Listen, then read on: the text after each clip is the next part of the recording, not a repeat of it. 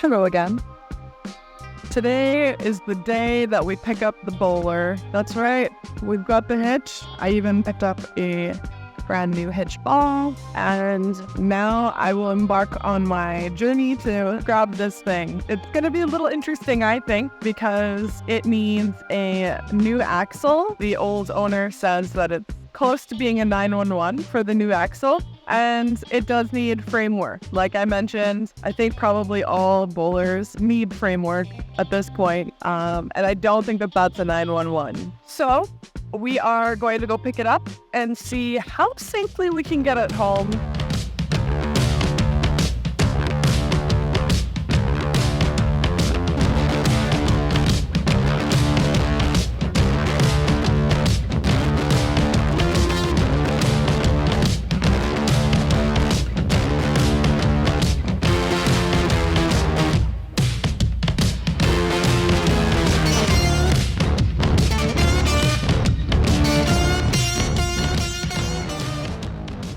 I am a little bit nervous to pick it up for two reasons. The first of which is I have never driven with a trailer behind my vehicle before. And so I have some learning to do. And although I've YouTubed it, I feel like this is the type of thing that you have to just practice yourself. And so for this reason, I'm getting somebody to trail it behind me to make sure that everything goes well. And then once it has a new axle and new frame or repaired frame, we'll see. Then I will take it out to a big parking lot and do a lot of learning that way. I'll probably bring you guys along, maybe take some drone shots of that. That makes me nervous. And the second reason is it does need a new axle. I'm really hoping it can hang in there for the 2-hour drive back to where I'm restoring it.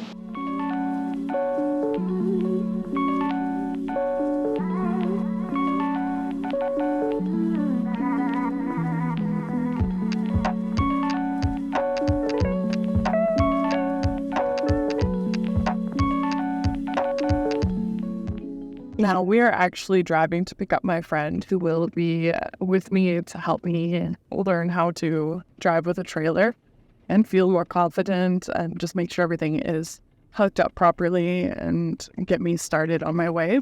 And he is a longtime friend, over a decade, being a friend of my family's as well. He happens to own a mountain, a big property on a mountain. And I was telling him about my plans with the Boler, and I let him know that I set up a nice fenced area and got everything ready on my family's property. And he's like, why don't you just come do that on my mountain? This will offer more space. There's a lot more openness, so it'll be better for drone shots, and it'll also be a lot better for actually painting the Boler. So let's check it out. Let's see, is this a better place for me to restore the Boler? I'm presented with two phenomenal options. I'm very, very lucky. But I think after we pick up the Boler, I will decide, do I want to do it at my family's property or on his property? Let's find out.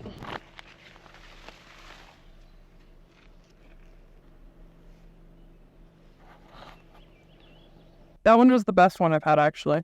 It was the sweetest. Yeah, if you get them all proper and stuff. Strawberries? Look at this beautiful pink flower over here. This is your mountain, man. What is that?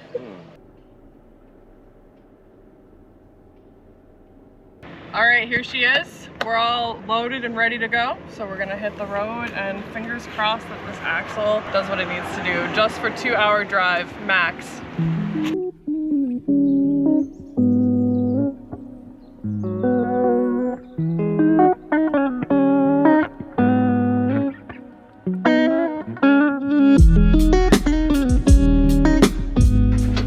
It's our new adventure-mobile. That's all? You don't want to check the perimeter? Come on in. She's like, that was the perimeter. Good girl. Good girl. What do you think? She's like, great, onwards. Okay, so I wonder how I'm gonna keep this propped. What do people typically do? Does this open all the way? There's probably a receiver here, and then it's like a little button that clicks into this.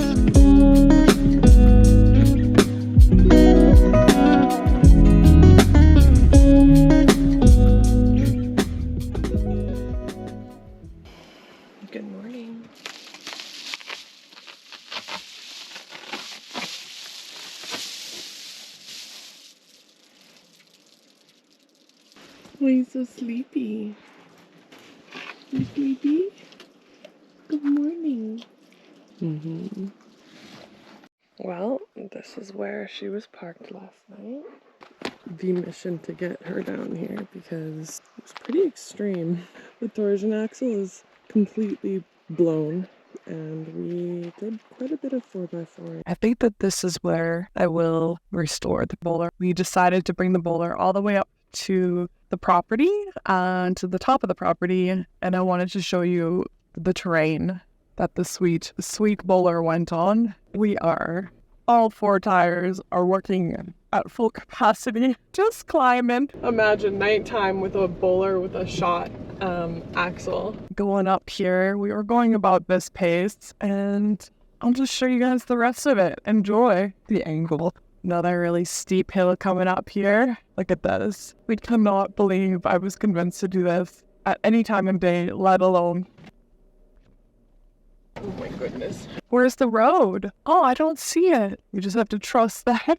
Going to the right a little. Oh, there it is. And there's the trusty Boler. You'll never guess what I'm crouching beside. Is it an abstract painting? No, it's our Boler. Here she is. I'm not sure if I'd say a thing of beauty, but we'll get her back. We were crazy and we got it done in the darkness. But here she is in all of her glory. So much work to be done. This is gonna be so fun.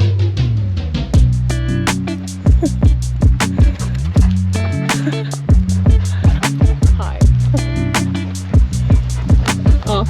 Stay off.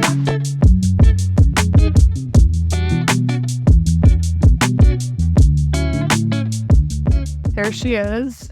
She's got a couple of little details that I'd really like to try to keep. She needs a lot of work. I feel like because it's a fiberglass camper, I keep wanting to say she, like she's a boat.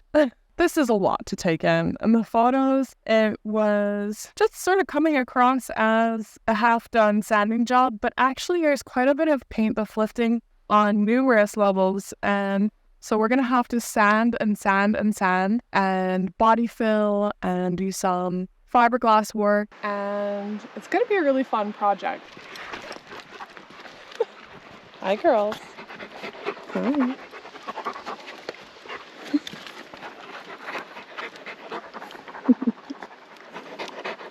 Now, since we're only speaking about the exterior right now, the only thing that I would really like to keep is this little detail on the side right there. I think that that's so cute, and I'm pretty sure that that's not part of the original paint job, but I like it. So when I paint it again, I think I'll be adding that detail back. The next step now is to roll the Boler down to a nice clearing beside my friend's shop, a little bit lower in the property. Then we are going to take the body off of the frame, and luckily he is a skilled welder, so he'll be taking a very close look at the body, testing it, hammering it, smashing it, doing the things that welders do to check the integrity of metal. They'll figure out, does this thing need to be fully rebuilt, or can we reinforce this frame and fix up some parts? So he'll be working on the frame. He'll also be putting in a new axle.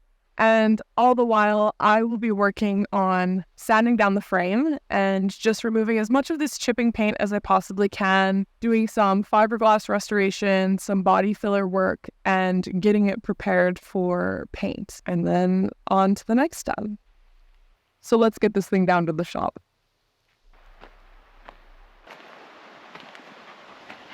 What are you doing?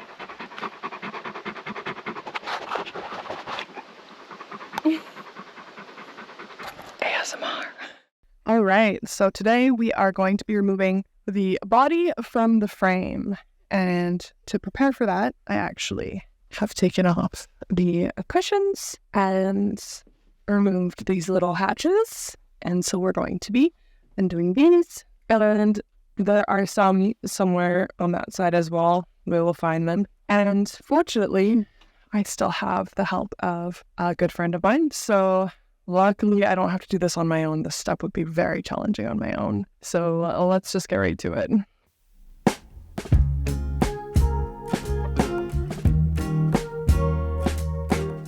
All right, so the Boler is emptied out. Everything is off and ready for body removal. Body removal. Sounds kind of dark.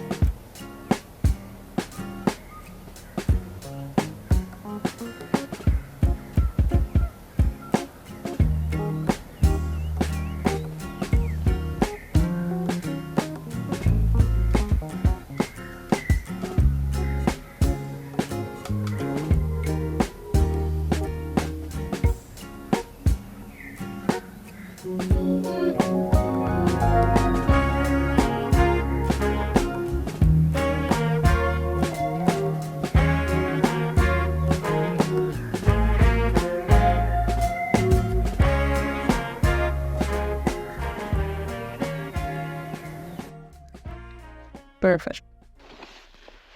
Okay, so can you see this nut right here? So there's that guy there, and then there's a screw here, here, and I'm so happy you're doing this. interesting. Here's the ground. So I think this is factory and this is factory, but then someone that doesn't know how to weld came in and put in this strap, and that probably wasn't enough. So then I put in this strap and just bolted them on there, which I'm sure helped a little bit. A solid plate, triangular plate up here, and on the other side will be a lot stronger than all of that. Yep. Okay, sounds good. Ramshackle. His words. But anyways, yeah, there's just a bunch of screws going through the frame. You can see these guys all the way. And so yeah, there's just a bunch of those. And you're just going to grind them from the bottom.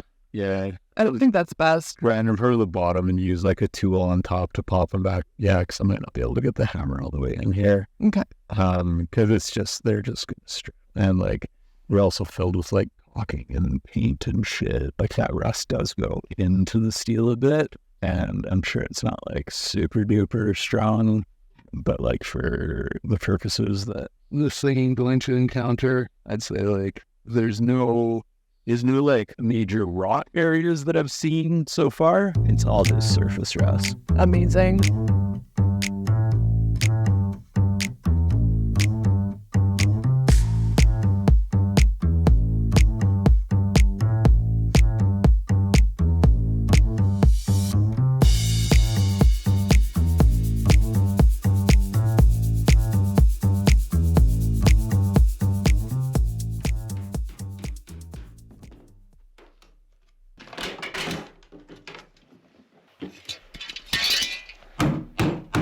Sounds 52 or 51 years old. Yeah.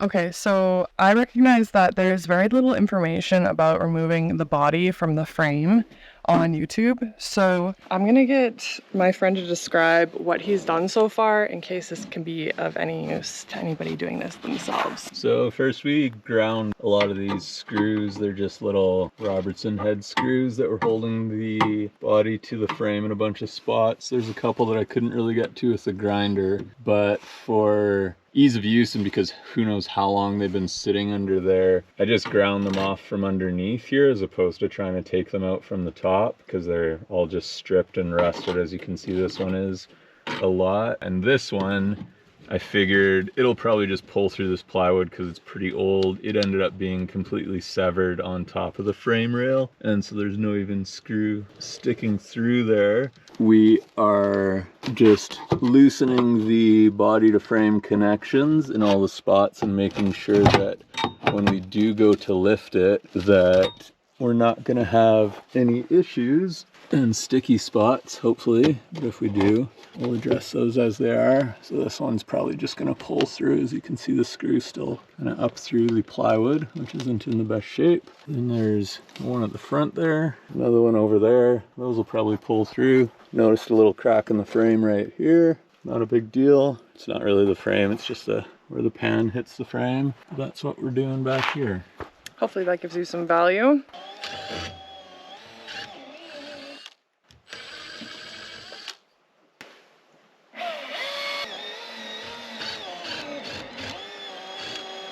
What's the word you used for the bottom? It reminded me of Monsieur Bojangle. Mr. Bojangle. What's the word? The bad metal fixes underneath.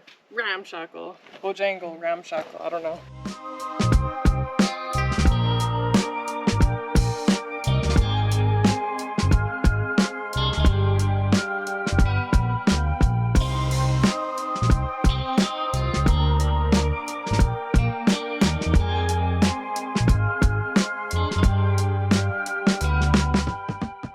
All right, so we got the Boler up the mountain. Surprisingly, everything went super, super well, considering we were literally 4x4ing it behind an SUV at night up the craziest terrain. Definitely well past the capability of my SUV, but also of the poor torsion axles. So all is well that ends well. We are here. The body is off of the frame. We are ready to start sanding.